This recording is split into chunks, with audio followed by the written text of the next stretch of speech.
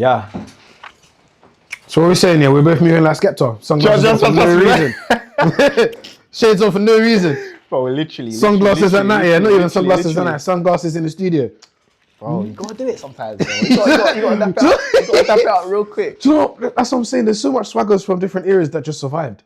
Bro, and even then, it's gonna listen. I'm waiting. It's gonna happen. I'm waiting. Ed Hardy's gonna come back. I can feel it. Bro, I think it's already back. Ed Hardy's gonna do the revolution, bro. Bro, even like recently, I was seeing that Ed Hardy and Chief Keef drop. Yeah. I'm like, but that makes so much sense, though. It makes so much sense. It's so tough. Like, it's so crazy because even then, via Chief Keef, we can very much see like True Religion just bop straight back through. See what I'm saying? It could all come back round. All it takes, Blade Brown in a True Religion hoodie and it's back. It's back. And this is the joke, G. We're just saying that, bro, this fashion thing is just timeless. It's not even like, even then, I think fashion very much proves it.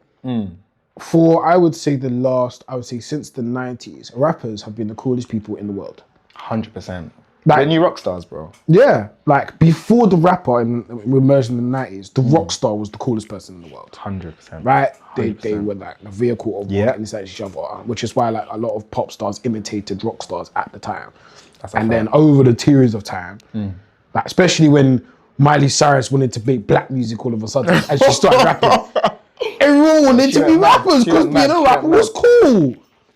Everyone like, that's why I think when it comes to like, oh, I'm not an artist, I'm a rapper. You position yourself as a rapper because rappers are cool. It's okay to say that you wanted to be a rapper and you wanted to look like a rapper. Because rappers are cool. Bro, we clock now everyone's saying like, nah, I'm not even a rapper, I'm an artist. Yeah. And I hear it though, because I feel like they're mostly saying that because melodies are more involved now. In the sound, you know what I'm saying? And it's okay to be like, no, I am still a rapper, but I rap with melodies, and more so melodies, and that's okay. It just means you bring something different to rap, and that's fine. That's a fact. To be fair, I'm even a victim of that myself. Yeah, and I said that bare time. Yeah, artists. Do you know what I mean? And I think sometimes it comes from a place where it's almost like because rap gets disrespected a lot. That's true. Where you feel like in order to justify it, you've got to be like, oh yeah, I'm an artist. I'm something else. Yeah. When really it's like, no. I'm an artist as soon as I started rapping because obviously I'm a rapper. It doesn't make me any less of an artist. Yeah, it's the same bracket. But now in order to get you to take me serious, I have to say that. And you're there like, wow, this is kind of a bit of a piss take. Do you know what I mean? It's true. I said before, I'm a victim of that. So I can't even talk to you. It's a hard one. Yeah. It's one of those ones where sometimes you kind of look inward a bit and you're like, do you know what? Yeah, actually. Do you know what I mean? I think everyone has them moments like, even as a journalist, I have them moments sometimes. Really? But what would you go by? Would you say like you're a journalist? Yeah. Interview. I know there's like different things. I would say journalist and a music critic. Tough. It's somewhere in between. But you know what? Yeah. In this day and age, don't call me a fucking creative. I'll slap you. Don't call me that. Don't call me a creative. Don't call me an influencer. Ah, please. Say you're not trying to hear that. I'm not hearing it. I'm not hearing it. I hear it. I hear it. Because specifically, an influencer, I'm not in restaurants begging for free food because I've got 20k followers on Instagram. Like, please respect me, please. Oh my God. They do that a lot, you know. Do you know what I mean? They do that a lot. They're in LA being like, yeah, tell the chef that I'm I should eat for free. Like, mad. And I was like, you don't do anything. You're not good at anything. Bro, we was even having a conversation about this earlier. It's like, I don't want to use the word clout, but let's just say clout in a sense. It's its own currency now. Yeah. It is. It's very interesting how that works. Yeah, it is a currency in of itself. Where like people, you can get whole jobs out of clout. Facts, bro. Right? Not even in the sense of, you know, a guy is like, no, you have X amount of followers on social media for this reason. This realm that gets you. Do you know what I mean? Like, even then, you look at Molly May and like the clout of being on Love Island and being like a fashionable type girly, and next thing you know, she's got a job, her own brand, this, that, and the other. From there, innit? From there. So, and I think the question is, how does that change rap? Especially when you're looking in the UK underground, like. You know what? It's for good and for worse, because it's like, music's not taking in as much. People just like so focused on numbers right now. And it's like, Yes, it's bittersweet, you feel me? Yeah. Because it's like the real artists who are just, you know what I'm saying, like really trying to make albums, EPs, and create a world building. They're not getting as much respect as they should do. As like, people are fabricating it, bro, I'll be honest. Yeah. That's the joke of it. People are fabricating it I now. think the saddest thing that happens to everyone when they get into music, whether you're on inside or the outside, is when basically the mask comes off and the curtains pull back and you learn how it works. So for example, like for me, it was then realizing that like how much of the archetypes of so many pop stars are just so fake. Like, especially in the era of like boy bands. Yeah. Right? We realized how fake they all were. Like, they weren't friends. They were just random singers that they pulled together and then convinced you that no, they're actually proper friends that everyone known for time. Yeah. Right? Like One Direction were just actually a random group of different contestants that they pulled together to make the group. That's mad. Like, they didn't know each other at all. That's like, they did not know each other. I can't lie. I thought it was like, oh, like, no, they grew up in the same. No, they were all. It's a better story as well. They were different singers that Simon Cowell just pulled together to make the group. Mad. But like, even Take That is similar. Like Gary Barlow, they didn't know each other. Same thing. They just pulled them together. But that's how a lot of those pop groups got made. I think there's an understanding where like labels don't work for everyone, that sort of thing. But I think there's also an element where just being flat out anti-label is just a bit lazy, I guess. Yeah, no, word. Hundo. Like, it's a bit more nuanced than that as a conversation. Bro, facts. You know, I've got these times here, yeah? A lot of labels and that, they want you to do most of the work. Yeah. They want you to do all the heavy lifting. But they'll just come in at the end and just... Yeah, little tapping. Some of these labels are tapping merchants, bro. Hey, I'm showing you. The actual tapping merchants. I'm showing you. Nah, it's so crazy. It's dark. I mean, yeah, that's what I'm saying. So you want to be with someone who just genuinely cares about your thing, man. Yeah. Oh, it's my game, that's my Oh, that's calm. Yeah, that's calm. Sasha, why are you zooming in on the boy? I think when the curtains kind of pulled back, you're almost like, oh my God, like, it's like finding out Santa isn't real. Right? Especially for me, it was when like, more recently, a lot of the kids are finding out a lot of these different fan pages and stan pages of all these different underground artists or whatever. They're run by label A&Rs.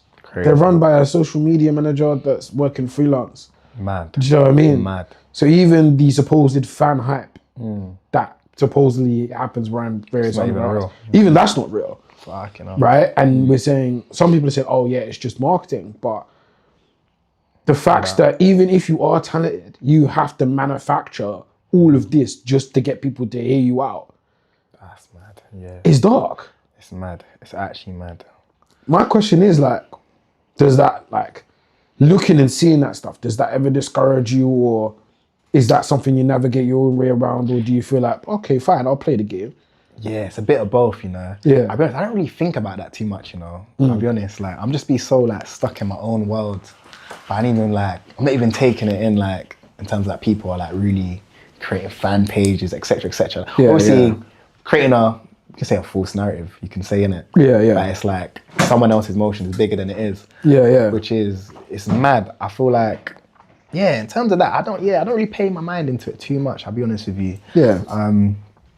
Yeah, that's crazy. Yeah, I don't really dive into that, bro. But I think it's a way where like, there's got to be a line, because some people are just creating motion around themselves and what they're already doing. It's not really fake. It's like, I'm just putting myself out there in whatever way I can. Facts. And you got to do that. You got to do that. Like, sometimes you got to make it look bigger than it is. Yeah. And then it's like that reality will catch up eventually. Yeah. It's okay to kind of, especially like the fear of missing out.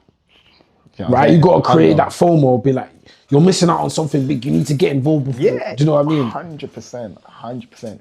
We've seen that time and time before as well. It works. It does work. It's a method that works. It definitely works, especially when like a lot of underground fans specifically generally will like artists because they think it makes them cooler.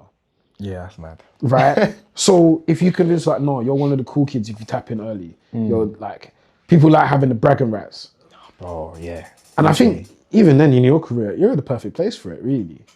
True, bro. Like tapping in with you now, you have a lot of bragging rights. It's that time right now. Yeah, because they can get their screenshot the screenshot of the Spotify profile. Like, yeah, but you weren't here. You weren't here that time. You weren't here back then. Yeah. When the numbers were like this, you weren't here. No, real. Don't switch up now. And you know what's funny? I used to be that guy. Yeah. I'm the kind of person I love putting people onto new music. Like, yo, this is the next one. Like, I showed you this. Like, what? You know about my man? Boom.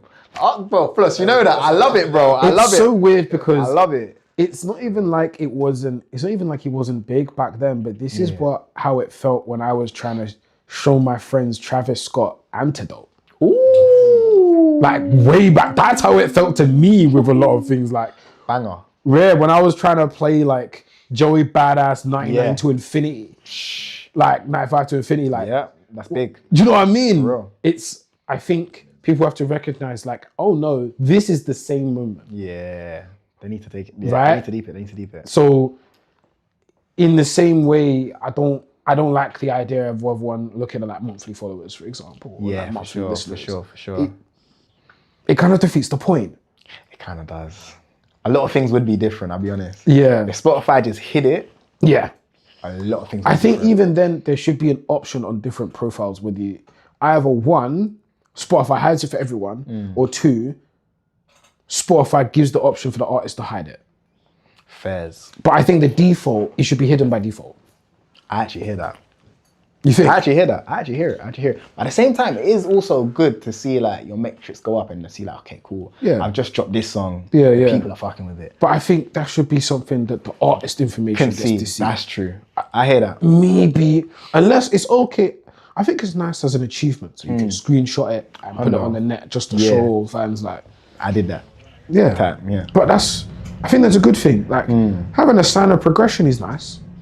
Real. You know? That is real. But do you not feel like it's a bit of a value metric though? Was that a value metric? Yeah, it's like a vanity metric. Oh, vanity, like, yeah. You look at it and it feels good. 100%. But it doesn't necessarily tell the full story. 1,000, because we was even just saying this, I was even talking to Twice. Like people can have like 20K monthly, for example, and they can't like put on a show of 200 people, 150, they can't, you know what I'm saying? Yeah. They can't fill out the venue, so that's where we are right now, I feel like, within the sound. So what's going on with this pop-up you've got coming up? Gee, so that's 2nd of May for obviously all the people watching, listening in now. That's gonna have some exclusive Yuckstar merch, hopefully some samples, hopefully if I get them in time. And we're just gonna be previewing like a lot of shit off the album, man, a lot of shit off Matix. We've got some special guests pulling up. Obviously, free RSVP, but it's very limited spaces. I want it to be quite intimate. And like a lot of my core fan base pull up, do you know what I'm saying? Yeah, but yeah, that should be, what's that, 2 weeks from now? You gotta pull up, bro, I got you, man. You gotta pull up still. Yes, man, yeah, involved. Get you there, man, defo, get you right, man. I think it's also a thing of like, okay, you have, even if they say, cool, you've got 20,000 monthly listeners, where are they? Are they localized? Because if you can't get them all in one room, Do you know what I'm saying? do you know what I mean? It's not that you don't have fans, it's just they're not localized enough for you to put a show on anywhere to get them all in one room. Some in Brazil, Bangladesh. Do you know what I mean? How the hell are you going to get them all in one room? Do you know what I mean? Yeah. Facts. So like for some people in the UK, your first show isn't going to be in the UK. It's not going to be here. Your first show is probably going to be in New York.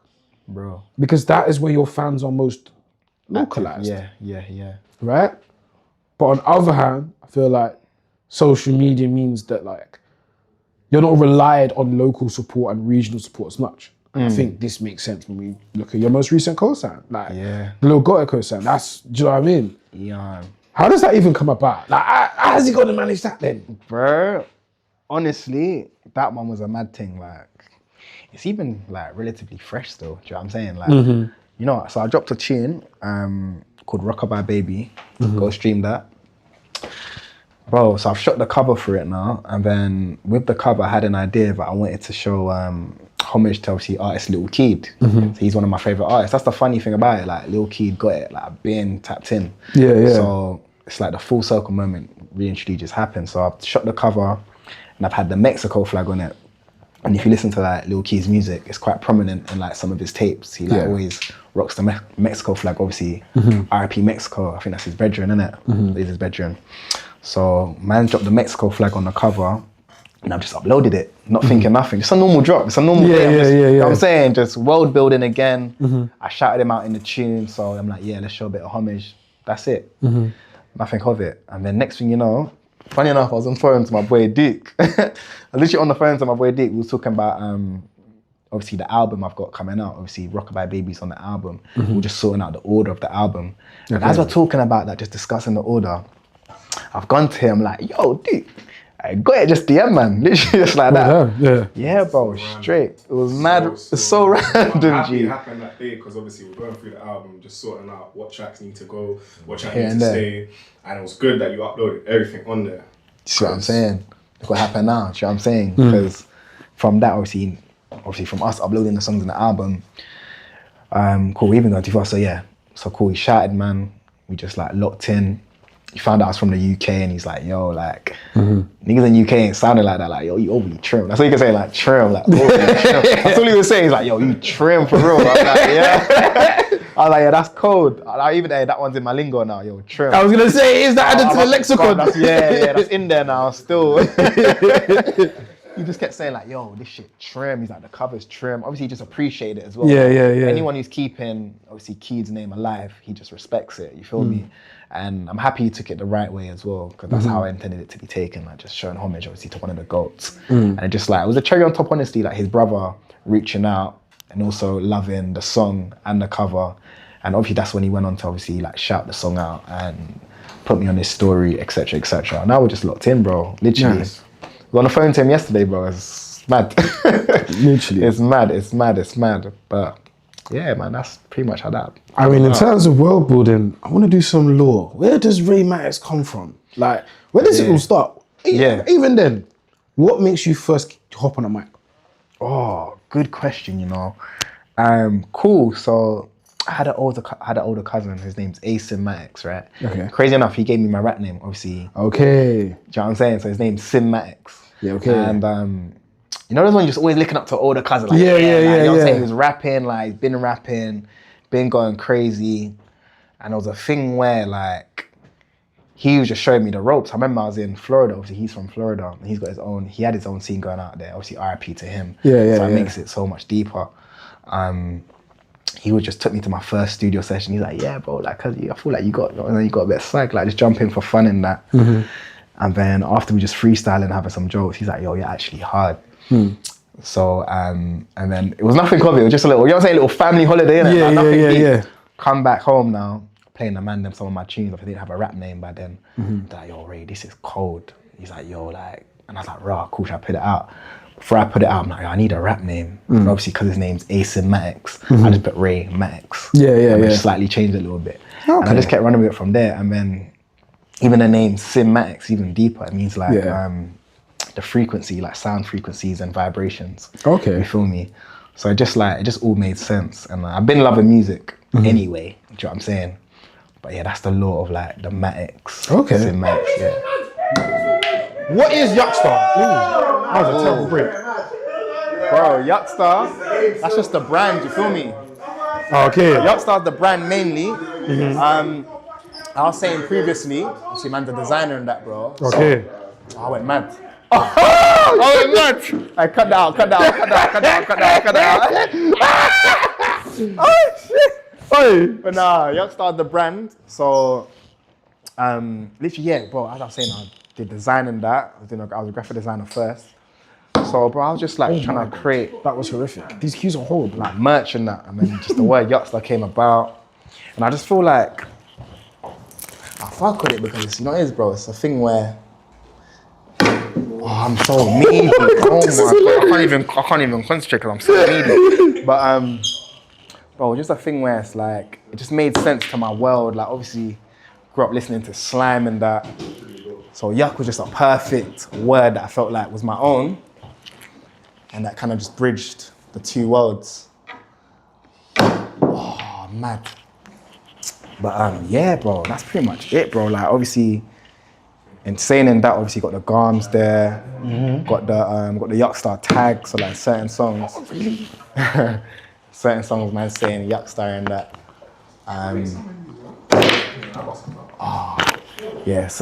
Certain songs saying Yuckstar and that. So it just made sense, man. Like, most importantly, it's just the world, man. Mm-hmm. Got the guns there. All around, yeah.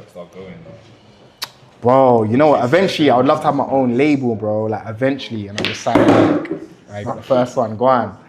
Eventually, I'm saying I want to be on my CEO thing. Build an imprint. You know what I'm saying? So, Yupstar will be the name. But bro, you know what it was, yeah? Man grew up on that Future and that. And I always wanted a super something. Sorry, my mind's coming back now. I'm kind of focused. Always wanted a super something. So Future had Super Slimy, innit? Yeah. It's Future or Fug, yeah. One of them had an EP called Super Slimy. And then, is it Curtis Mayfield or James Brown? One of them had a Super, what was it? Can't remember where that was. Super Groovy or something. Everyone just had a Super. Yeah. My guy, Bear on Boss, had Super Fancy. I'm like, nah, I need a Super something. Super Yucky or something like that. Super Yucky, bro, straight. So that's how that came about. And then, yeah, bro, and then the man them just fucked with it so much, they started running with it. Oh, I went mad. That was solid, though. So in terms of been loving music, what was playing in your household as a kid? Gee, like, bro, everything, bro. Everything. Even my older brother, that's what I'm saying, it's mad. Like, even him, I don't think he gets why I make the music I make, innit? Because obviously he's very, like, ATL, like, sonically, melodies inspired. Obviously, he was playing grime, so I grew up with my older brother. We didn't talk about this the other day. A couple, like, records he was rocking. I was like, yeah, my brother's, like, been on that. But he was banging grime in the crib. And then I had, obviously, Mumsy was banging, reggae, Love Is Rock. Okay, nice. Obviously, Mumsy's Jamaican. I've got my dad who's Ghanaian, so he's playing Afro beats and that. The music's just, it's going mad. It's all everywhere. And funny enough, that's I hope with my next album, I'm gonna showcase like how the versatility I've got. You feel me? And like try to bring all those worlds together. But yeah, bro, literally like what Buju Banton. Fucking, you know what I'm saying? Buju Banton, like, yo, we got Michael Jackson running. Yeah. Curtis Mayfield. We got that's a draw. You see what I'm saying, bro? Like, real musical background. Like, yeah. James Brown. See, that's one of my favorite artists as well. Especially with like the Love Is Rock, there'll probably be some like Taurus Riley and Taurus Riley. You know what I'm saying? Bro? Hey. Taurus Riley's on. Yeah. All of that, bro. Like, just been like. There. Because I think it's interesting how like, especially when you're drawing from those genres, one thing that you can draw from them, and I think more artists should draw from, is the way they structure songs. Yeah. The way, especially, so if you see when you look at like Love Is Rock, for example, it's interesting because my base is a lot of like musicians in their family, a couple of musicians in my family as well. Yeah. And especially if you've ever worked with or seen any like people who produce like Rocksteady or Love Is Rock or anything like that. You'll go in the studio, they have no idea what a chord progression is, no clue, but you hum something and they just have perfect pitch and they know exactly what to play on the piano. They just know it. It's like magic. Right? It's like what people spend years studying as music theory, they just know as instinct. They can build a chorus, they can build a bridge. Okay, this is where your verses are. And they just bish bash. And before you know it, they've just pulled out a whole 5-minute song with transitions, etc., etc. The most beautiful thing you heard. Do you know what I mean? And it's like, I don't know, I feel like that sort of approach to music, it's got to be a way like you can borrow from it, no? No, 110%. 110%. Then people like that, bro. Some men are just born, bro. Some men are just born with that swag. Do you know what I'm saying? Like, it's just so like natural to them. And definitely like, even like the way they record, even like, that would be very interesting to see like how like, do you know what I'm saying? People in that time was making music, whether they were writing. I know James Brown weren't writing. No. I know that for a fact. I don't know if he was punching in, he was doing something. It's crazy because I think it's interesting. It's interesting how people see punching in as this new invention, but there must have been a point where punching in kind of just, in a way, had to be how they operated. For sure. Because of the technology and how it worked and playing stuff. Yeah. Right? So for example, in jamming sessions, for example, which a lot of songs would have come out of jamming sessions, someone will just play something and you're like, okay, let me see if I can make something for this. And they'll just like, okay, grab a mic and just get it to go, right? If it comes out of a jamming session. I guess writing came out of maybe economic necessity, for example. Studio time's hard to come by. You've only got a certain amount of time. So you have to write before you get there to make use of the time. Yeah. So sometimes it's not even necessarily a reflection of artistry. It's more about the economics of it. Yeah. If that makes sense. And 100%. the environment and the tech. 1,000,000%. That's actually real. I can actually relate to that, because even when I used to pay for studio time and that, it was that thing. I'll just have to like, even if I'm not necessarily writing, it'll be a thing where it's like, cool. You've got the song planned pretty much. Do you know what I'm saying? I know the hook. I'm gonna say this, and then whatever happens, happens. But you have to have like some sort of plan before you go into it. Or it's long. you're gonna come out with nothing. You're like, raw. I spent what, £15-20 an hour, and I've come home with nothing. Do you know what I'm saying? It's dark. I have a question. I'm kind of asking a lot of artists these days. Do you think punching in or writing is easier? Oh, that's a good question. But it really depends on the artist, man. Honestly, it really depends, because for me, like, obviously, I haven't written a song in like, probably like 3 years. Time, I can't lie. I'm just fully punching in. But when I was writing, it felt easier than punching in, if that makes sense. Yeah. There was a point where I did switch. Yeah. Do you know what I'm saying? Like, funny enough, one of my other cousins, Mega, he was going crazy. I remember he's come studio with me. He's like, nah, you're doing it wrong. Yeah. He's like, you're doing it wrong. For some people, it's a matter of like tradition. Bro, right? I'm showing you. For some people, it's like technique. Because I would say, I think a lot of people actually don't have the skill to punch in. That's true. Weirdly enough. That's true. Because everyone likes to make the excuse of, I don't need to write. Lil Wayne didn't write. Lil Wayne is probably one of the best rappers ever. Right? Easily. If we're just talking as a punchline rapper. Easily. So the way he can write to set up punchlines, that is years worth of skill. Real. That's like Jay-Z can do it, because that is years worth of skill to be able to do that. You don't have that. I think weirdly enough, punching in actually works better when you have more experience. True. Weirdly enough. 1,000,000%. Right? It's like you haven't written for years, but you've been making music longer than that. Yeah. Right? So maybe like punching in is something like, okay, I have to understand the basic muscle memory a little bit. Yeah, a little bit of muscle memory. Fact. So now I'm like, okay, I can just punch things in. Especially like, I can still keep the song concept solid. Right? You're punching in, bearing in mind what you've already rapped. Like, okay, I'm staying on topic here. Do you know what I mean? You know what's a skill though? I was even saying, I feel like this, one of the best, why I respect writing, if you can write a song and make it sound effortless, I think that's when you've like hit the top mark. Because that's the thing, when I was writing, you know, you're like, you're reading off your phone. Yeah. It's too like, it sounds too robotic. Yeah. Especially with the sound like I'm trying to make. So it's like, it just needs to like flow. Yeah. So I think it's also a thing where like, I was talking to Ants Live. Yeah. I was thinking like, Same similar thing. Yeah, it was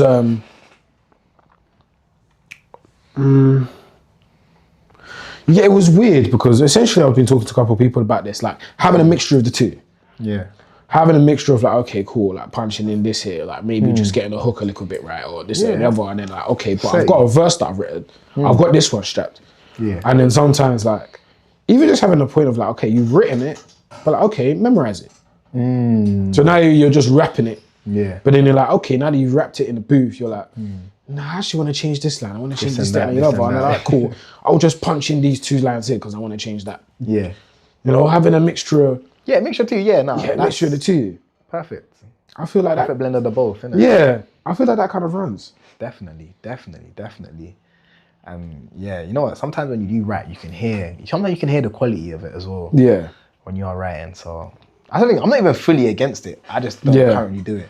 Yeah. You know what I'm saying? But more time, if I have an idea, I'll probably like voice note it. That's my thing. Like, on my phone, I've got voice memos for days. Yeah. Like, thousands. I just hella melodies. Just, do you know what I'm saying?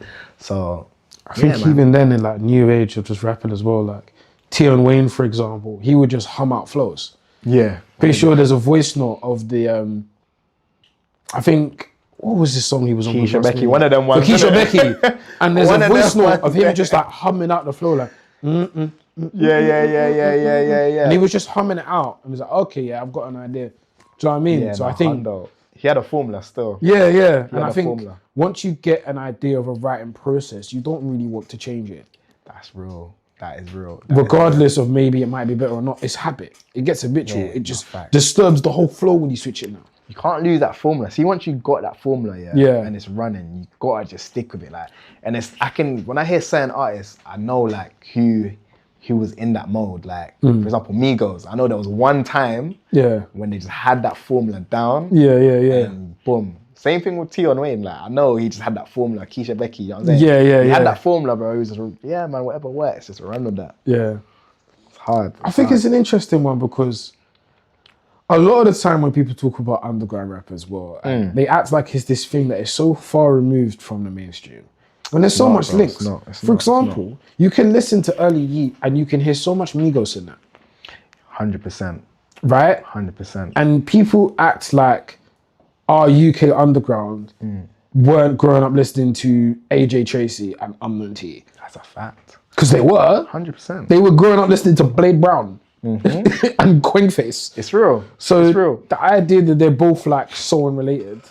It's mad, isn't it? Right? Because even then, one thing that's very interesting about our rage sounds over here, a lot of them have a grime bounce to them or like a drill 100%. Bounce to them, specifically in like the percussion and the drum patterns. My boy Sinner. That's a perfect example. As a perfect example. Like even though like your music isn't so rage adjacent, is there any like, I guess, legacy UK genres that you can kind of pull from? Oh, you know it. You know what? Oh, you know, I've got songs where definitely got like an influence of like the UK sound, UK rap sound. Like a song called Deep It I got. It's kind of like draws from that swag. I ain't done that in a minute, man. I feel like, even bro, if I even look back, the only music in the UK that I really gravitated towards would have been garage. Okay, yeah. So maybe garage elements still. Yeah. Because that's coming back now as well. I can't lie, we ain't done nothing better than garage, in my opinion. I can't lie, in my opinion. That's not even a bad take because that has such a legacy. Even then, grime doesn't happen without garage. See what I'm saying? Grime doesn't happen without garage. It's the grandfather still. Yeah. It's literally the grandfather, bro. And then like, even then, a lot of like two-step and dubstep was running at similar times to garage. And then you look at what Oxide and Neutrino ended up doing, darker garage. It all came from that, innit? Right? It's like I say to a lot of people, it is best to look at music and genres in a timeline. Yeah. What was going on at the time, what was happening around it, what was happening just before it. Look at all in a timeline. Helps you understand what's going on. And you'll see everything is so much more connected than you realise. A lot of things aren't as far removed as people will think. Most definitely. A lot of the time, it's a straight line. Yeah, 100%. You could draw a straight line. Facts. It's like remember the UK riots? Yeah. Do you know what I'm saying? During that time, that's when like UK rap was fully on its thing. We were very rebellious. We were a lot more rebellious, a lot more anti-establishment. See what I'm saying? Our music got angrier because we were angry. Yeah. we were pissed off. Back. Right. And then COVID birthed the whole underground. In my opinion, when I was doing my thing just before COVID, when COVID happened, like, bro, I'll be honest, like, before COVID, I can literally just say on my hands like how many underground artists I personally knew. Yeah. Like doing the same shows that I was doing. And then after that, I was like, raw. It's like people had the time to like see what's going on within obviously maybe the UK sound or, what do you think? There's an interesting idea. I think this is a big part of why a lot more underground artists became self-produced in that time. Because you couldn't go studio, you're in lockdown. So you had to learn to mix yourself, engineer yourself if you wanted to make anything. You didn't have a choice. It was a skill you picked up out of necessity. You didn't really have a choice because you're in lockdown. So not everyone's coming out of lockdown being like, what do you mean? Everyone self-produces. And everyone's like, no, bro, you must have a ghost producer. No, because if you wanted to make music then, you had to self-produce. You needed your own resources then. Because you can't call the engineer to come to your yard. You can't, the studio's locked. It's mad, unless you're trying to sneak in the back door. Gee, it's done. Like, even me, I was getting like my brother to shoot me music videos. You're in your yard, innit? So you can't do too much. Do you know what I'm saying? Just everyone I knew, my niece, everyone was getting put to work. Like, just shoot a video for me quickly. Especially with the type of marketing. It was like, oh yeah, this is just me in my yard trying to promote this song because I couldn't do music videos. But that stayed. Now that's a whole average content strategy. Facts. Not even just underground artists. That's what the mainstream is using. Yeah. Right. All these big labels and that, innit? They're all They doing like it that. now. Everyone's doing it. Nice and cost efficient. Come on, they love Yeah, it. yeah.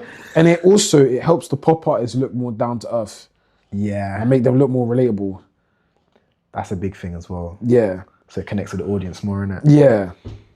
And I think, what do you think of like the mysterious gimmick? Because I feel like the underground rap scene loves the mysterious gimmick, especially in the US. But it's like an interesting balance. Yeah. On the one side, you don't want to overexpose yourself. On the other side, if no one knows anything about you, you're not relatable at all.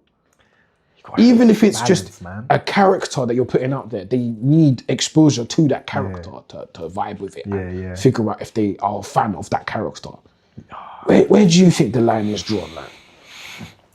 Oh, that's a good question. I feel like with the mysterious thing, it's like, you know what though? You gotta give it to some people. Some people generally just have anxiety, G. Yeah. Do you know what I'm saying? That's Some people don't like it, bro. That's one thing I've learnt, like, while maneuvering my way through the industry. It's like, some people just generally, even myself, I'm not even the most outspoken person. I wouldn't consider myself too shy to an extent, but I'm not the most out there person. Yeah. But, you'll see it, bro. Like, a lot of these men, like, some of them, like, you know what I'm saying? They're battling their own inner thoughts and that. So I don't really judge too tough. I know that anxiety is a real thing. Yeah. But at the same time, you do get some people forcing it. Yeah. And they don't even suit them. So I'm like, Yeah. I hate people. Be cool, man. Just be yourself. I hate people who do the mysterious thing, but I'm also like, your music is nowhere near interested enough for that. Dark, man. When you're gone, I don't miss you. I just don't. Oh my! I'm not waiting for you to come back. I'm actually not waiting for you. Stay over there. And like the worst part crazy. is, I go to your Instagram page. There's one photo of you aura farming. There's no link to your music. Nothing. I'm like, why should I care about you, man? Fuck, bro. And then you're messaging me, telling me to tap in. Tap in with what? It's mad. What's it to tap in with? I can't see nothing. It's mad. There's not one tune on your Instagram page. Not one. Like, I don't know, what am I supposed to do here? Yeah. Like, it's not even like you're in the middle of a campaign. You do the classic thing of telling everyone, archive all the posts. It's campaign time. Do you know what I mean? That's a classic. That's what I'm saying. If it's album rollout, cool. Yeah, you gotta album get. rollout You know what I'm saying?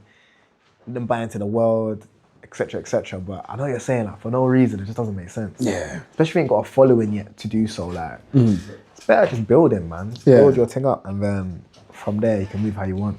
Yeah. Fuck it. I feel like there's a problem. Maybe like, do you feel like underground's getting a bit uniform in a sense, where everyone is kind of like dressed in a certain way. Everyone's got a certain aesthetic. It's like a uniform that you got upon. Like, this is what the underground rapper is supposed to be and look like. You know what? It kind of does, but now and again you'll get certain people who just like pop out the mold. Pop out and they just like, yo, like. It comes out. Even my guy Thames, fuck it, I've got to talk about Thames, bro. Right? Okay. You know about T Thames. Okay. Yeah. But even him, it's like he hasn't really got, I would say, underground aesthetic in a sense, but he's just himself. Yeah. And people fuck with that, and it works for him. Yeah. Do you get? So it's like you get the random like anomaly of person that will just come true and just dap up being themselves. I think it's also a thing where a lot of the uniform that has happened in the underground scene, it started with one man who was themselves. Yeah. And then everyone's like, but that's what everyone wants, so everyone copies that. Facts. But I think also it's a thing where even when it comes to the music, it gets a bit sameish because everyone has this uniform idea of what an underground rapper is supposed to sound like now. Yeah, I agree. It's like, okay, cool. You've got a soft clipper with a distorted bass and you've got a sample that you flipped. And now you've got like a kind of shouty-ish type hook that gets people involved. And then we get on the verse, you like emo baddies and popping Zans. Okay. I'm crying. I didn't see that coming. Wow. It's funny, you know. That was extremely unpredictable. I never saw that coming. Do you know what I mean? Yeah. Then you were talking about having a label. Would you sign to one? Of course, I would, especially if it makes sense. Especially if it makes sense. If it makes sense, 1,010%. Obviously, DBF got me right now. That's the team, and they just been pushing me. Obviously with this project, etc. So yeah, that's the family right now. That's the thing. That's what I fuck with DBF. It's more of a family. You feel me? So it's not even, as much as it is business, it's very family orientated. And yeah, man, they look after their artists. And that's how I would say, bro, anyone who is signing, just make sure you sign to someone who sees your vision and wants the best for you. Yeah. I'm not trying to gatekeep your music, bro. It's dark. Like, I don't know. Because I do like how sonically you're not in a prison at all. I appreciate that. Not even remotely. Do you know what I mean? That's what I want, man. That's what I want. You feel me? Do you feel like at times where you're just like, okay, maybe the music I'm making just doesn't fit in the uniform of what everyone thinks an underground rapper is at the time? 110%. Yeah, I felt like that for a minute, I'll be honest with you. But it's a thing where it's like, what I've realized, the UK is a bit slow to accepting things. And that's just like... Even when it's made by us. You see what I'm saying? It's like we can't back more than one thing at one time. At one time. We got to do the. Like even when we were talking about earlier, the time of the different eras, it's like we got obsessed with one thing at one time. When garage was going on, the garage lot was shitting on the Grammy, it's being like, nah, bro, you get what I'm saying, no one's gonna fuck with this. And then when grime came through, everyone's like, nah, bro, why are you trying to do this hip hop, real rap stuff? And then real rap came through. We just kept doing it over and over again. It's like we can't mess with more than one thing at one time. So everything has to have its own era. We can't have things running at the same time. Exactly. You know? Exactly. But I generally feel like the sound I'm doing is, you know what I'm saying, the era's coming for that. So, yeah. So it's just a waiting game. That's why I'm just like fucking with the US right now. Do you know what I'm saying? It's gotta fly out to the States real soon. Kind of just go where you wanted at the time. Yeah, bro. Literally, you got you. And like bare artists as well from London, I've proved that anyway. Yeah. They've done that method and it's worked. It's actually worked for them. It's like go abroad, get your love, come back, UK will follow. Even then it's like you're seeing Juvenile and and VVS McGwen and Nigeria a lot. Back home, like, yeah. Makes sense, bro. It does make sense. Shout out them as well. Like in terms of your own like heritage, is that something you I would, you know, eventually, I was saying Jamaica and Ghana originally. So I meant to be going Ghana this year in December. So I definitely would, you know. Bro, funny enough, I heard there's a little scene out there. That's what I'm saying. That's December. Yeah, December's crazy. You're seeing like I heard. Nigeria, Ghana, some of that the Francophone countries like Senegal. Jeez. Their scenes are starting to cut through. Yeah. Cameroon seems to have a little scene as well. I know South Africa's already going crazy. Yeah. They're crazy. Crazy. Guys like Jay Katana and that. Bro, tough. So yeah. It'd be interesting just to go have a look at it and see if you can just see what's going on. Yeah, just try and tap in with the people over there. Like I don't know. How much knowledge do you have with like the Ghana scene? I don't know much about the Ghana scene. I'll be honest with you, I'm not even gonna flex like I have a lot of knowledge on that. I'll be honest. It's funny, I just saw someone on TikTok the other day like, this is Ghana underground. And it sounded hard. Yeah. So I was like, all right. I think that's the wonder of TikTok. I think when it comes to like, social media is so annoying to put yourself out there. Yeah. But if you want to connect with different scenes, TikTok is so great. It is. You want to know if there's a Ghanaian underground scene? Brother, just type it into the search bar. Quick hashtag, G. Just type in the hashtag. You'll find 5 artists in like 2 minutes. Yeah. You know what I mean? Mad. That's what I'm finding. Internet is crazy, bro. Even though I was just deeper the other day, the internet's mad. Even AI is mad. That's another topic, bro. I'm hearing people making AI songs right now. How are you feeling about if you see an artist, and he's rolling out his album, and his album covers AI, you listen to it? Nah, I don't like AI out. I think they're so tacky. I'll be honest with you. Yeah, for me, I take it personal where it's like you don't take this serious. See what I'm saying? I don't think you're serious if you use it in AI like album cover. Bro, a lot. Shortcut, bro. It's a shortcut, innit? It's a silly shortcut as well. I see it as a tool that can be applied. Yeah. But I don't feel like if you're an artist, you should be relying on it. That. Facts. To assist, but that's true. I think there's probably some like, let's say, really laborious tasks that are kind of just annoying that you kind of have to do. Yeah. That an AI could probably do. For example, cutting breaths out of vocal takes. That must be, yes. Bro, if you can get an AI program to do that, that's great. Yeah. Facts, because it helps you do your job. Facts. It just shortens the amount of time. Bro, I beg you, like, if you released that and made that now, no one will be claiming, oh my God, AI is taking your job. Every engineer is just like, thank goodness to whoever made this, bro. They'll be like, bro, this is the best you give them, bro. Do you know how much time this saves me? It made sense. Bro. It made sense, still. Like, do you know what I mean? So, yeah. Like, there is uses for it as a tool, but we just have to find a line. That's true. We do have to find a line. There is an element where AI is going to be a part of our lives, but we can't let it take over and consume our lives, especially within art. Exactly. Right? It's not, when people say, oh yeah, like, it's the same as autotune. No, it isn't. We draw a line in the sand somewhere. The question is, where do we draw that line? We just have to find the place where it is. It's fucked. Because even that, I'm a graphic designer by trade as well. So even that, like, bro, I was making bread, like, COVID, like, it was the one. You know what I'm saying? Everyone wanted to do their online business and that. And that was like my jug. I was like, just whipping up logos, etc., business, whatever they need, innit? Yeah. So now AI is here, boy. Hey, I know the market is. This is God. I know it, bro. I know it's dark, G. I just know. Yeah, I think when you look at how a lot of people are using AI and championing AI, a lot of it's them cutting corners. Yeah, real. But I think it also the way in which they are cutting corners, it reflects on their own talent a lot. That's true. Right? For example, either it reflects on their own talent or their lack of want to network with other artists, for example. Like, you've got producers that are just using AI to just whip up some vocals. When you're like, brother, do you know the amount of singers that we have? Bro, you can just pick one from random off TikTok. Like we were just saying. I'll put one at random.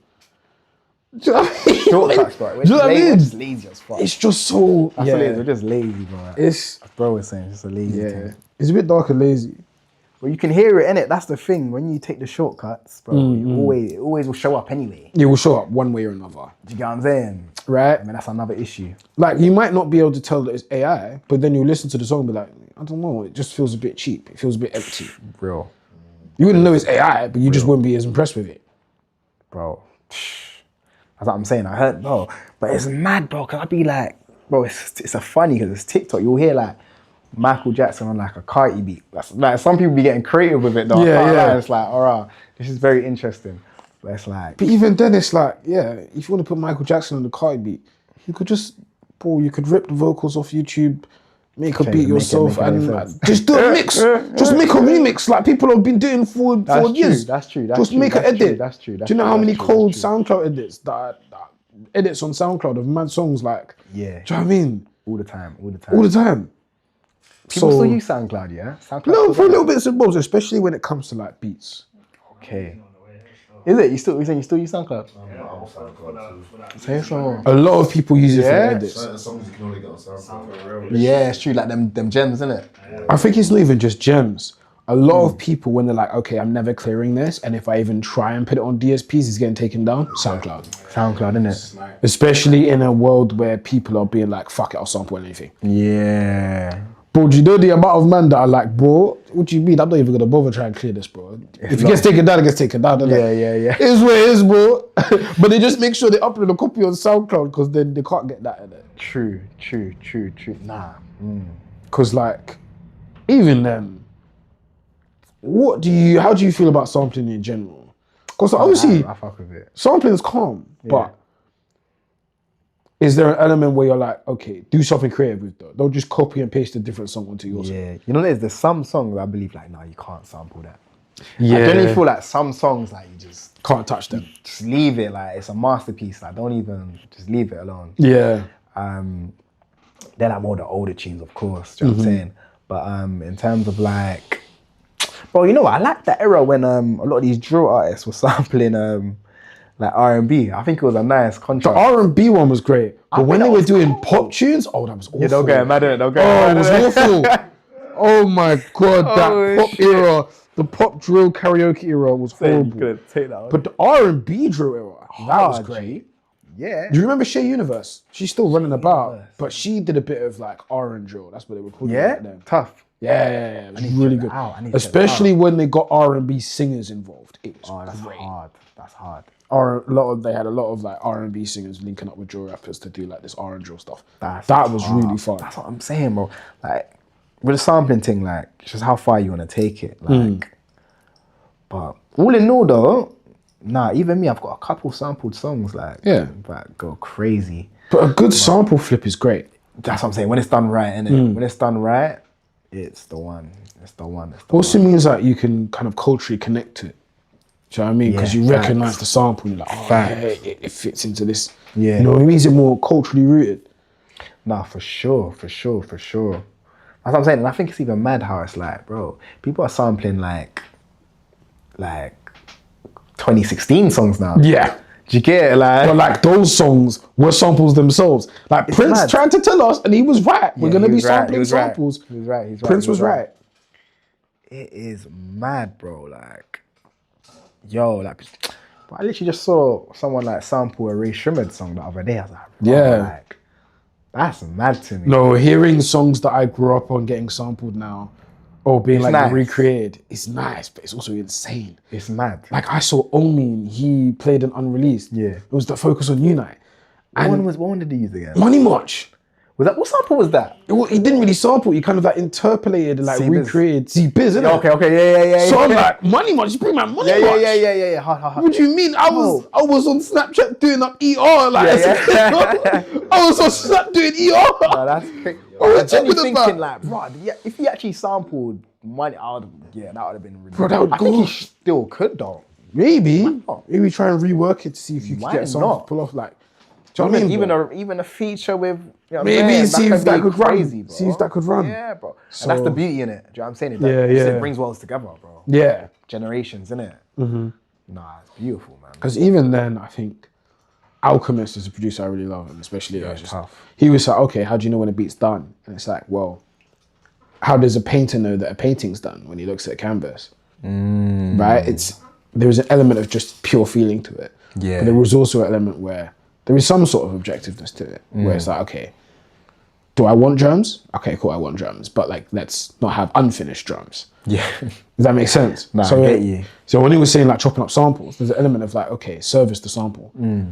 Sometimes I don't really need to do that much with it. Facts. Sometimes the 8-bar loop of that vocal is perfect. I don't need to do nothing to it. Yeah, real. Right? Now we just flesh it out with some other instruments, drums, and it's good to go. It's already a hit. Right? And that's the thing with samples, because you be like sampling songs that most likely are hits, it's like you can't really go wrong. Like, do you know what I'm saying? The listener's ears is already like trained to it. Yeah. So they hear it, they instantly like it.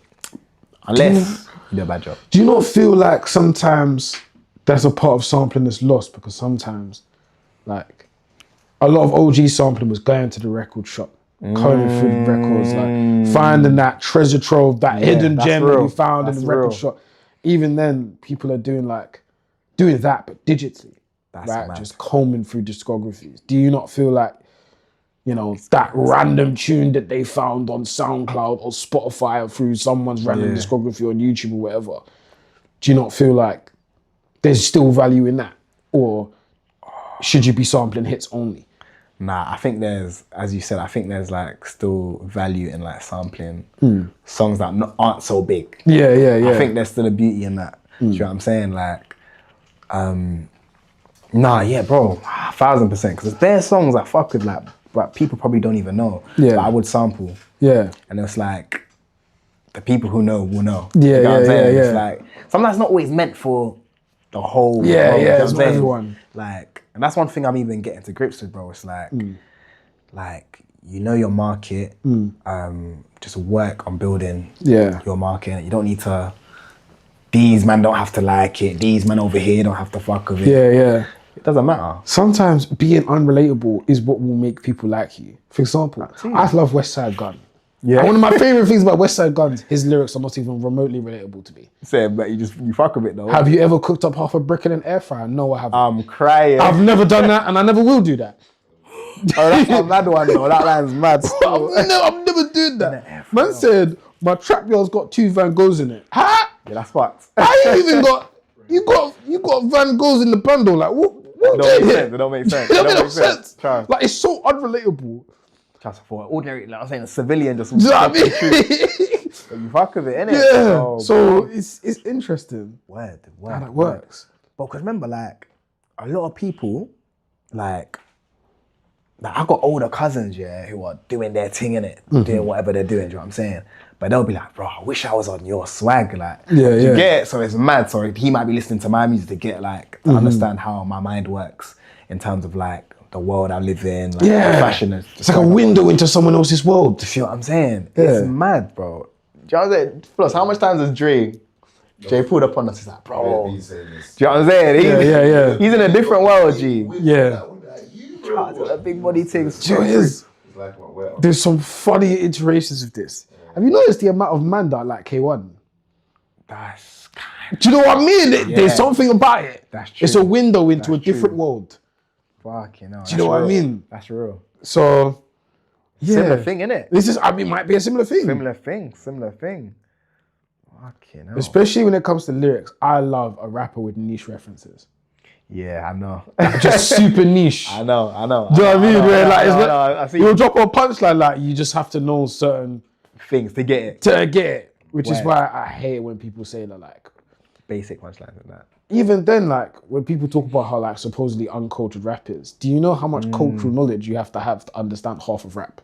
Yeah, it's true. Do you know what I mean? It's actually true. Even then, like understand. Yeah. with you yourself, right? The amount of cultural references to even understand why a Lilgotit cosign even means anything. For sure. Right? That's a whole level of cultural knowledge that you need to have for that song to have any value for you. Real. Right? Nah. Like, you even have bars that you snuck in there, like, yeah. That bar there, if you know, innit? Hundo. Any that you can remember off the top of your head? Damn, let me think. Well, like funny ones. Not like even funny, but even just ones where you just throw in there, it's like, yeah, there's a little Easter egg. This is cold. But I've got a couple, man. I feel like Michael Kaka's all these niggas are my sons, yeah. If you like, that's like my wife and kids, innit? Okay. Okay. Yeah, that's a good one. Michael Kaka's all these niggas. That's a good one. It's like, I got loads of just silly ones, bro. Yeah. Loads of silly ones, like, I'm trying to think off the top, bro. Bro, there's so much in this album as well. Lil Keed one. Bro, literally that one's so simple. Literally, I feel like Lil Keed, I'm so wavy. But you know what it is? With me, it's more my delivery, I feel like. Yeah. Like they do like, bars cool, but it's more of like, literally just the delivery, just the way I might say, the way I express it, you feel me? That's the same thing Gotti said. He's like, yeah, bro, I've been saying way, man. Like, he's just been like, It's like, yo, like, that shit's so catchy. Yeah, bro, you saying that. I love it when rappers use ad-libs as reference. Yeah, that's tough. I can't remember who it was. That's tough. But someone randomly just used the heady one. Someone just threw that in his chin. I was like, wait, one. I can't lie, that's what I'll be real. I think that's top 5, one of the best UK ad-libs. Okay, you have to do this now. Favorite ad-libs of all time. Not the best, but just favorite. That's one thing, will never change. FIFA, it's like a generational one, like. I don't know what it is. Bro, I don't know. I feel like FIFA gets a weird rep. Which one? FIFA gets a weird rep. What are you, like a Tekken guy? I was a Tekken guy as a kid. Yeah. Tekken 5, Brady. No, I made Brian. I mean Brian back in the day. Yeah? Brian and Law. Oh, Brian's rude. Yeah. Rude, Brian was dirty. rude. And like King, you see all the different throws he had. WWE. Yeah, bruv. That's another one. God. WWE, that's my childhood. That's dirty. Man. Do you know what, Do you know who used to always piss me off? Who? Yoshimitsu. Bro, but if you know how to use him. If you know how to use him, it's crazy. Bro, fighting against a good Yoshimitsu main is like hell on earth. It's wrong. Long. And Hwarang as well. That's a good Hwarang main. Bro. Hwarang, crazy. Bro. Or Steve. Steve was good. Steve was cold. Punching man up. Yeah. Not even. Because we were talking earlier. Because like, I'm more of a PC guy, innit? So I'm just replaying stuff off Steam. So I'm like going through like what? I'm going through the Borderlands games in a month. Yeah. Just running them back. Tough. So I mean, Nostalgia still. Yeah. Nostalgia still. You talk about what? You talk about running back Final Fantasy earlier, innit? Bro, Final Fantasy, Kingdom Hearts. Yeah. Bro, all of that, bro. You know, I used to, bro. Do you remember Little Big Planet? Yeah, that was good fun though. Bro, that was Do fun. you know what it is bro. here? Why does everyone think that they love gotta play that the game. gangster games? Everyone, every day we gotta make the real G games. Nah, bro, give me some Little Big Planet, man. Oh, it's Bro. that game was hard. Do you know what I mean? Who knows about that game? Give me. Do you know what I mean? Boom. Like, give me. You know them bro. chill platformers. Give me some Celeste. Hey. So I mean, that one bangs. That one bangs. You know, Let's not even lie. You know. Let's not even lie. No, my babes loves playing Sims. Hey, they love a Sims, you know. Shorties love a Sims.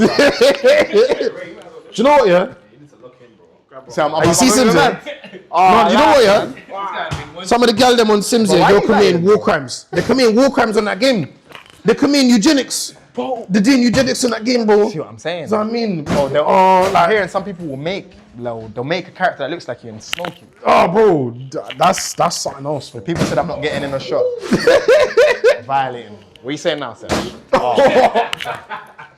Oh my god. If you got that in, I'd look shit though. You get that? David. You get that? Ooh, you lot have my When we talk about UK rappers, what UK? favorite we'll go US afterwards. We'll go like world afterwards, but start UK. One's already. That was ridiculous. One. That was ridiculous. Ooh. Let me think. The thing is, UK don't really. Like, not a lot. That's why I love like when I can hear and remember it, because a lot of people actually don't have their signature ad-lib. Yeah. A lot of people don't. I've always liked V9's one. What's his one? Hey, come here. I've always liked V9's one. Hey, come here. Hey, say Meeks knew that one straight away. I like PS's one still. Yeah. Like, yeah. Okay. No, man. I don't know. I feel like Zone T just owns that particular. Yeah, conjunction. it's true. Like- It's true. It's the drill man though, isn't it? Yeah. That man got that on lock. Oh, I'm trying to think. Obviously, Digga D thing away. Yeah. That was tough as well. There's a couple, man. Blade Brown. Yeah. Ray Brown. Yeah. What's Lancy's one again? Lancy has a mad one. Yeah. That shit crazy. Overly. Yeah, Trim. Even the Slews one. I like that one as well. That was a cold ad-lib. That one's hard. That's a cold ad-lib. That was hard. I used to do that one way back. Can't lie, if we're talking world, especially America, I'm sorry, the Rick Ross ad-lib is undefeated. Oh. I swear to God, that is top ad-lib You of gotta say all it right as time. well. You sound. With the bass and the voice as well. I went mad. In the US, well, you got certain ones that everyone will say. Everyone's gonna say Travis Scott. Obviously, it's Yeah. top. We all know that. And they got too many ad-libs, innit? For me, that's probably like my top ones. They got too Oh. I can't lie, my top one is what you put me on the other day, fam. Which one? Always. Always go mad. That one's hard. DMX always had cold ad-libs. Yeah, he was ridiculous. You say what? Yeah, Nine goes mad. You need your little ad-lib, man. You need your little one. I don't know, I feel like it's such a specifically rap cultural thing. Do you know what I mean? Definitely. I don't know, I don't feel like ad-libs are such a recognizable thing in other vocal genres. You know what? The only person I can say, I remember Michael Jackson had a couple. You know, do you know what I'm saying? Of course, yeah. Michael Jackson's one of them ones. He's had a Yeah. He had a couple mad ones. But I feel like there's some artists in different genres that don't really tap in. spiritually they're rappers. Yeah, at heart, innit? Michael Jackson is spiritually a rapper in a lot of ways. 1,010%. 1,010%. Like, I'm hearing some of these R&B singers, I'm like, you've got flows, you know. Bro, ridiculous. Slightly you've got flows. Bro, ridiculous, bro. Which is why, in a way, they kind of transitioned into this kind of like singer, rapper, songwriter lane. Like, I feel like that's what Smino is. Yeah. Right? You can have this debate forever. Is Smino a rapper, yes or no? I like a lot of it. Some of it is straight up singing, some of it is rap. Like, do you know what I mean? Right? Blend of the both, right? It's all lines getting blurred. Yeah.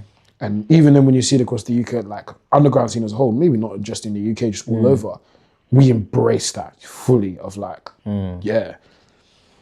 Nah, it's true. Weirdly enough, as much as people hate on him, like, we kind of have Drake to thank for that in a way. Nah, he's one of the GOATs as well. I can't even lie. Like, we do have him to thank for that in a way. 110%. That is something that he brought to hip hop. I think he might have been like, I'm not saying he's the first, but he done it right, innit? Yeah. He done it right. He's just done it in a way where they can drive and kind of play that Drake with their chest. Yeah, you have to have it on low volume though. No, Bump you it. gotta crank that. I don't care. Aston Martin still gets slapped on the whip to this day.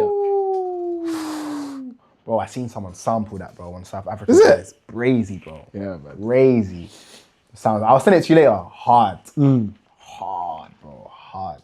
But yeah, Aston Martin, bro, that's like, that might be like top 10 songs of all time. I don't even care. I'll put it in there. I don't care.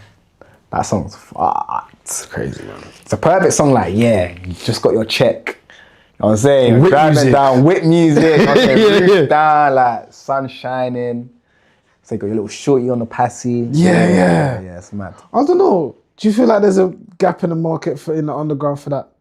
Like, are we still making whip music? Oh, I think so. But what would you say is whip music though? I don't know. I feel like it's more of a feeling. Do you know what I mean? I hear it. Some songs just sound better in the car. Yeah, it's not really a sound. I don't think it. whip music is really a sound. You know what? You know what? You can. It's a feeling, isn't it? Yeah. You can't really like put like words onto it. No, it's not a particular. It doesn't have a particular like, musical trait necessarily. But you just know, innit? You just know, like, yeah, this one. Because there's there's Femi tunes, but you're like, this is for the whip. Yeah, no, I heard word. He's got a couple in there. Yeah. I feel like a couple guys like got that on lock. But it's rare though. Yeah. It's rare. It's definitely a little hidden. Yeah. Little hidden lane. Yeah. Yeah, I know what you mean. It's got to have that replay value to be in the whip as well. I don't know. It's that music that you listen to it and you're like, bro, for the time I'm listening to the song, I'm the flyest guy who ever lived on the planet. Word. Do you know what I mean? And you want to step out to it and everything. Yeah. That's why I love those rappers that you hear them rap and they just make you feel poor. Do you know what I mean? Rick Ross is, bro, he's the king of that. The king of that, bro. That man makes you feel poor. Oh my gosh. And Birdman was sick. Go crazy. Chandeliers. What's in D-Lo is still... Oh yeah. He's another one. Yeah. That's what Blade Brown was to us. Word. Just slick. Word. I say I like Tay Jordan's music a lot. Yeah, I need to even tap into Tay. He's slick with it, man. Amando Spence as well. He's very slick. Oh, I know Amando. Yeah. My guy still. He's from North, man, so I'm naturally. It's interesting because I feel like that's the side of rap music that people like more. People like the flyer side of life. Yeah, they do. Especially when you look at like, I guess, more traditional drill. People aren't really interested in that as much. I don't know. Did the kids appreciate it though, but did the kids really want the bando life anymore? Nah, they don't, bro. Times have changed. Times have Do you know what, yeah? I don't know if you... Oh, yeah, we were listening to the other day. But have any of you man had the opening for Watch It Lock? He did that Kenny All-Star freestyle. He's one of yeah. Bro, the opener, I was like, bro, gang culture is dead. Because the things he's saying in the intro, he went mad. I'm losing my mind. How is my man saying? You got to play it for these lot after. Yeah. He's like, oh, yeah. You're not even looking out for your boys in jail. He's died in there. No canteen. Freeway called his mum used his brethren's phone. I'm like, no, you're taking the piss. He's violating, bro. You're taking the piss. He's like, bro, my ops are looking at me for me on the block like I'm gonna fucking be there. It's kind of like you creasing my phone. I was like, no, you're killing me. That one where he's like, oh yeah, well what you know about shopping when your ears are popping? And he's talking about like, he's shopping like on the plane, like. Bro, I'm like, this is crazy, but like, this is the life that like people, like a lot of the kids care about more now. Care and glorify, you know what I'm saying? You know what I mean? I think, do you feel like road rap is taking a bit of a hit because of it? Because maybe that gritty lifestyle isn't really one that kids maybe want to hear about, maybe. Nah, most definitely. I feel like,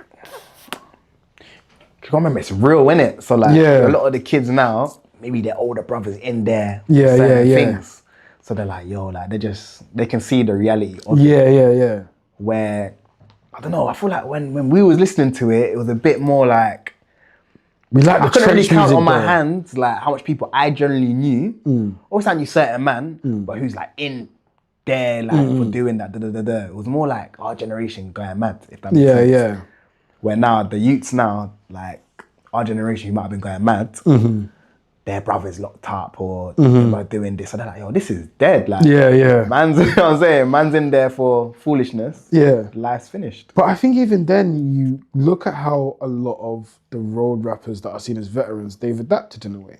Like, They have. Rimsy's music is more on the fly side of things. 100%. Do you know what I mean? It's all talk about how he's like 100%. investing in property and stuff like that. I see. Yeah. You know, even Young's Teflon, it's not as He's a gar pro, as music he's a or a pro. lot more like, Real. his beats were a lot more like plush, like lavish. Facts. You know what I mean? Facts. You know what it is though? I think it's because they're just trying to make it more mainstream, innit? More That too, relatable to more how marketable, people- innit? Yeah. But I think it's also like, it can still be underground, but it still has to relate to people's experiences or experiences that people want to hear about.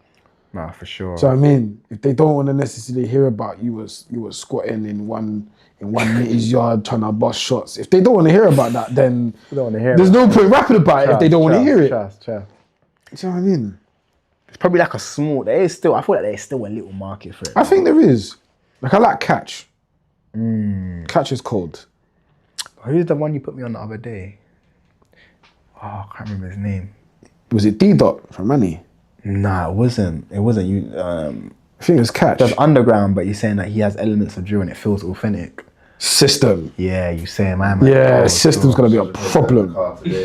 Because like, you see what I'm saying? when you hear his Try, man, music, think. this just feels like the greasy drill of like 2018. That error, innit? Yeah, I'm like, I listened to it like, yeah, this still feels greasy. Hard still, that's hard.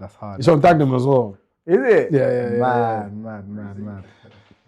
It's on Dagnum, but he rolls around like, because a lot of his guys from like Croydon area. Okay. So he rolls around there a lot. But that's what I'm saying, it still feels greasy. Yeah. And that's the thing, and a lot of it don't feel as But I think authentic as the era, you know what I'm saying? But I think even then, I have a problem with a lot of the UK underground where like you're trying to rap Grease and I don't believe you for a minute. I'm not buying it at all. I don't believe it. You don't not trying to hear it still. I'm not trying to hear it. And it's not even the aesthetic that's the problem. It's the lack of conviction, the lyrics and the kind of content references to what you're referring to. And it's like, that's not how people that do that You just refer know. to that. It's like, yeah, I'm not buying it. Bro, you just know. You just know. Like, we didn't even got to get into it, but you just, you know what I'm saying? It's real. Reminds me of another trope that I hate. How do you feel about the trope? It's like, yeah, my bro done this, my bro done that, my cousin done this. Oh, you hate that one, innit? Yeah, I'm not a fan. You for the whole song is like, brother. What have you done? What have you done? I know. Especially if you're talking Grease as well. Yeah. Like, okay, you said I went. What have I done now? Do you get it? Oh, it's funny you said that one. I do hear that one a lot as well. Yeah. I do hear that one a lot still. I don't know. Are there any tropes specifically in like underground rap that you kind of just like, yeah, I hated that?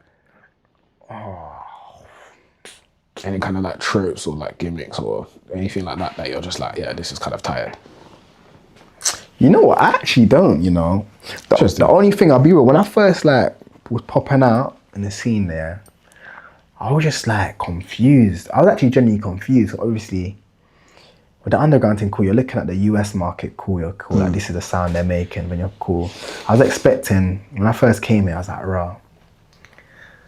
Man, them had the swag, they had the locks, they had the drip. So I'm thinking we're all gonna be on the same swag, like the same sound, innit? Then some man are making music, well, I feel like it's not even underground music, but they're labeling them as that. I see. And it's not their fault. It's actually not their fault. Maybe the mainstream weren't taking them in. But I was like, raw, like, it's not a bad thing. Like, raw, I'm doing a show with my man. And they're saying he's underground, but he's not really sounding underground. I don't understand. Maybe I think there needs to be more differentiation between up and coming and being an up and coming artist and being an underground artist. But even that man will be sounding like drill. Man will be making drill, but he might have like a certain swag. Then they'll be like, yeah, he's underground, but he's not really, just a drill artist with a different sense of style. Yeah, and it's not You know even what I'm necessarily like it's a subversive take on drill. necessarily. It's more that you're just up and coming in mainstream spaces. And it's not even like they're not hard. That's actually real. It's not even like they're not hard. They are hard rappers. Cold, like, for example, cold, for sure. I wouldn't call Glizz an underground rapper.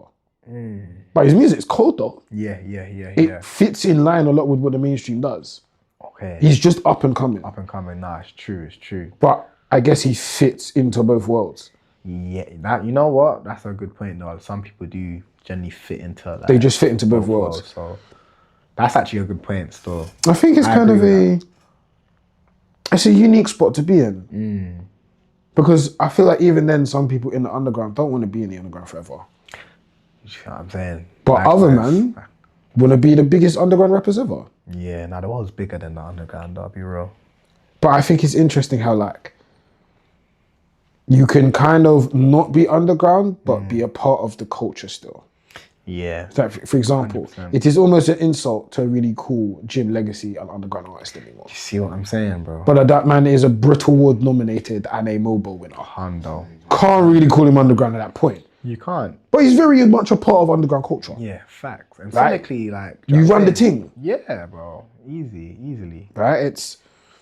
Like, you can even argue that, like, Kendrick got to a point where he was a very big underground artist. You could. Right? You like, could. Good Kid, Mad City. That era, innit? Right? It was like, he was just a big underground artist. It's true. But even that, it's like... That had some songs that hit mainstream and they were hits. But this is what's mad. Even like the word underground's confusing, bro. Yeah. I wouldn't class Kendrick as an underground artist. When I think of underground, I think of XXXTentacion. Yeah. I think of Trippie Redd coming up during them times. I think, I'm saying Uzi. Yeah. SoundCloud era, innit? Yeah. Carti. So, like, that's what I'm saying. We've got to differentiate, like, what's underground and what's upcoming. Because I think Kendrick's route is specifically interesting because he came up under Tech 9.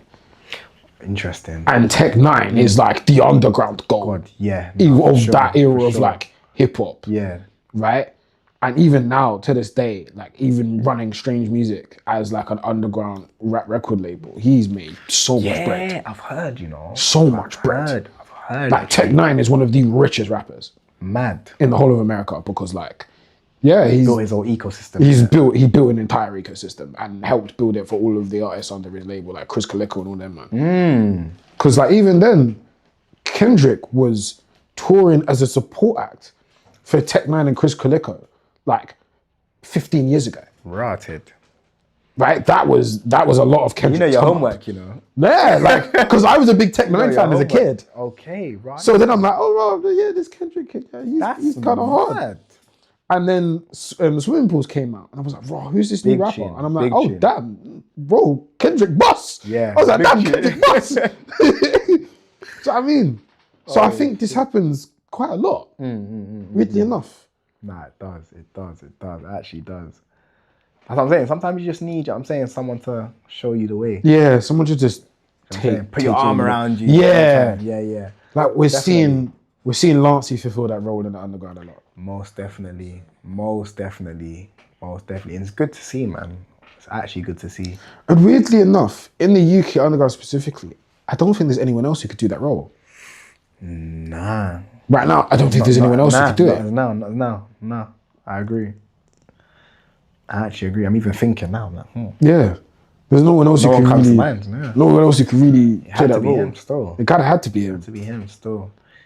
Defo, shout out Lance for that, man. Defo. It's important when... this thing as well, so... Yeah. It's important when, like, the veterans and the founders still want to be like, okay, cool. Next gen, who do I kind of... It's very important. Pull through. Very, very important. Very, very important. I feel like a lot of other genres, sound scenes kind of struggled with that. They do. But I feel like within hip hop, that's a known thing though. Yeah. Like kind of don't want to give up. Skepta's done it a lot. Yeah. I think Skepta, you know what I'm saying, showed Lance the same love. Yeah, like Pink 1, Pink 2 days. You know what I'm saying? So it kind of, it's nice. Full circle, innit? Yeah. And now he's like him and Finesse Kid as well. Do you know what I'm saying? Yeah. Same kind of thing. I think that's why people are spun with my thing, because it's like, raw, like, how the fuck they got it? You never know. Bro, that's everyone was belling my line. They're like, raw, like, I thought like someone in the UK would probably reach out first. Yeah. Overseas, kind of, you know what I'm saying, put the arm around first, which is true, but I can't lie, I wouldn't even have it any other way, to be honest with you. Come to think of it, it's dope. Because sonically, that's where my mind's at anyway. But yeah, no, it's sick, man, when an artist shows love like that, trust me. So what does that mean for this tape that you're working on? Bro, you know, it meant a lot of things, because initially it got slightly pushed back now. Because I don't want to talk too much, but like, I want to finish it overseas now. Like, the tape was actually finished, but now I feel like, you know what, there's a little bit more I can give to it to like give it the final blessing. And go out there and see who you can kind of work with. You know what I'm saying? Like, I've got so many songs I'm thinking, cool. And originally I had wanted no features on my album. I was like, yo, like, not fuck everyone, but I'm like, yo, like, I don't need, you know what I'm saying? But it's like, if the features make sense, 100%. Give a couple opens out there. Most definitely. Put a couple opens out there. So, I'm gonna go out there, literally in a couple of weeks. Who do you want to work with? Who do I want to work with? You know what's mad, yeah? Everyone I kind of want to work with now is accessible, innit? It can happen, do you know what I'm saying? Yeah, I don't even want to give that away, you know. I just want to wait for the album. Let that to be a surprise, yeah. Yeah, bro. When the tracklist rolls out. If I say who I want to work with and they see it's like, it's gonna, you know what I'm saying? It's a good question, but I just want to keep that low. Yeah, no, of course. But yeah, man. I think when it comes to collaborating, do you prefer this idea of like, we link up, we go studio, we write a song? Or do you like, it's like, okay, sending it off type of thing? Yeah, like, okay, this isn't open, I've got an idea and I think you would be really good on a verse here. Or do you like doing either or, whichever feels right? Either or, whatever feels right. But I think either or, what feels right. Because sometimes, bro, you might have a song just lying there, yeah, and you're like, oh my days, I can hear this person on it. I need him on it now. So you got to try and make that happen. So sometimes it works like that. And then at the same time, you can go stew with a man and it can work out that way as well. So I haven't really got an answer to that. I personally prefer being with the artist though, man. I think you can catch a vibe like properly. And get to understand how they think. And their mind and their process in going into making a song. So you guys can like have a great collaborative effort on the track at the end of the day. You can make bare songs as well. One session, bro. Like, you know what I'm saying? Like, cause like I love that thing where I think one of the best ways to do it is like, okay, cool. You come together, let's say you make 4 tunes in a day. And then one of them you really like and that's the one that comes out. Or a mad thing happens when you're like, we made 3 songs. I like them all. One, we got a tape together. Free pack. We do a little free pack. It's a cheeky little free pack. So I mean, we did 3 songs together. Do you know what? You can have them. A free pack. You can have a little free pack. We were talking about that. Free packs are such a good strategy. Literally, we was literally just talking about that. I know when I drop one, like, because as artists, I feel like gatekeeping your own music is so easy. It is, honestly, it is. You might even just sit on a song for too long and you're like, is it even good? And then you might play that in a whip to someone and they're like, bro, this is the hardest thing I've heard. Do you know what I mean, bro? And it's like, okay, cool. So it is good. Like, let's carry on. Like, but yeah, gatekeeping's a real thing. It's a real thing. Sometimes a tape gets a bit bloated. Bro, it does, bro. Take a couple of them songs off. It does. And let that just be, you know. It does. But you know what it is, yeah? Dropping tapes is a bit different now, bro. Cool, the attention span's much shorter. But it's also a thing like, I've been saying this word a lot today, but the world building, you really want to you want it to stick. Yeah. If you just drop it, people are going to listen to it, but it's just not going to hold anything, can it? So like, okay, let me tell you what's going on here. Right? Here's what I'm thinking. Here's what kind of mold I'm trying to get you into to come into this. Here's what to expect. But from there, it's up. It's overly up.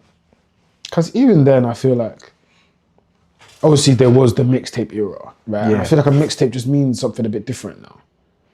Yeah, it does, innit? I guess what do mixtapes really mean to you as opposed to like an album or an EP? You know what? I feel like mixtapes is like your most truest self in a way.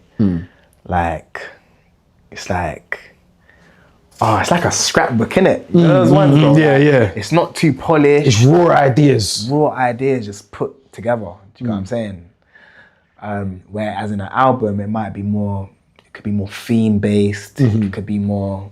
You might want to have an intro, an outro, an interlude. Yeah. There's more thought process more going crafted. into it. More crafted, exactly. But where with a mixtape, you're kind of freestyling, but people love it though. I love mixtapes, G. Yeah. I grew up on that still. I think when it came to mixtapes, like even when we were growing up in like Lil Wayne's mixtapes. Bro, ridiculous. Do you know what was this? Yeah, bro. Oh, it was it must have been a scary time to be an artist. Scary.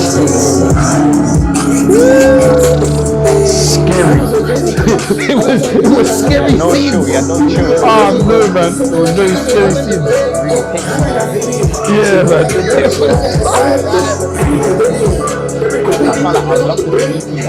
Yeah, this is what I mean. What stopped us? Here's some popular beats. I whip them. Just very simple. Yeah. The whole mix was dude. I know.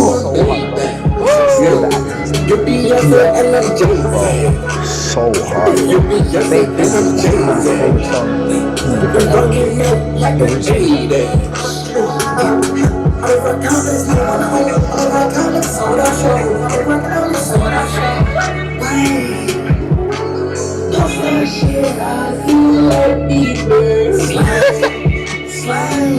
Okay. It feels like Lil Wayne's auto-tune era.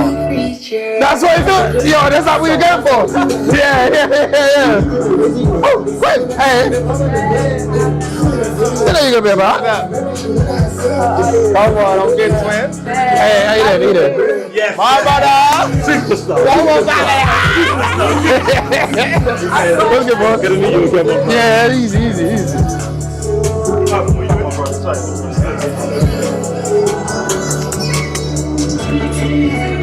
Wow. I got vibes like. What say? What else you want to give to them? No, I do. Actually, yeah, I play Muppet.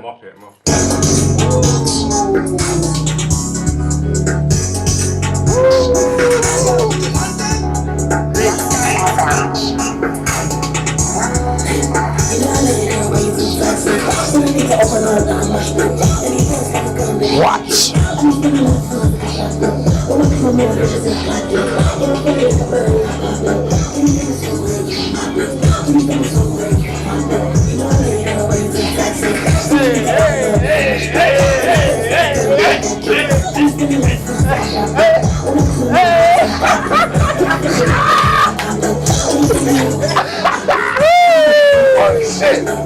Hold on. This thing's running from my brain now.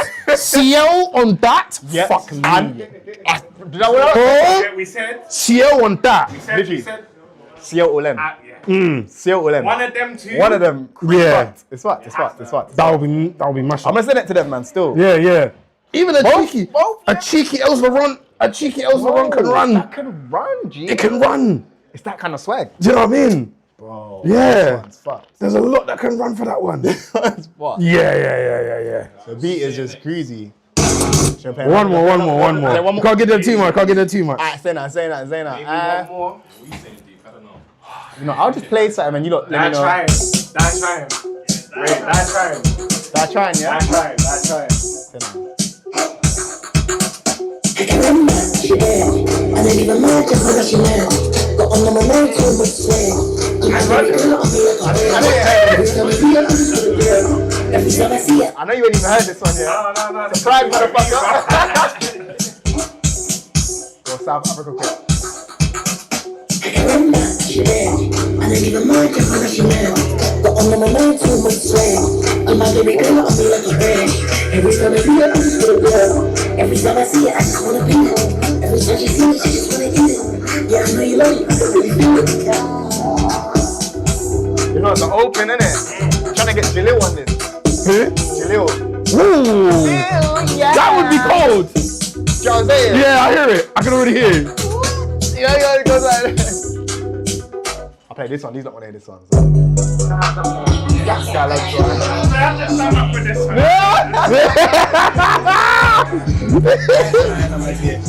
I'ma get rich. GTA do the money glitch. Slime green on the necklace. Walk off, be my big fridge. I cannot finish my sentence. I cannot finish my words. Slamming your arms so good. Let me go pop it. Let me go pop it. Baby, come give me that knockin'. Baby, you know I'm rockin'. Mega. Don't give me that bread like a zombie. I got some cash in the bummy. Baby, I know you want me. Baby, no fucker don't want me. Cause we had that one to do. Let's go. That time I'ma get rich. GTA to the money. Slide green on the necklace. Walk off, be my best friend. I cannot finish my sentence. I cannot finish my words. Slamming your arms so screwed. That time I'ma get rich. GTA to the money glitch. Slide green on the necklace. Walk hard, be my best friend. I cannot finish my sentence. I cannot finish my words. Slamming your arms so screwed. Can I be a young star? I cannot finish my words.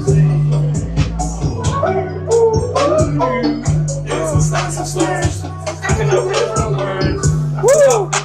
Yeah, that's enough. Back off the team then. Back off. No more.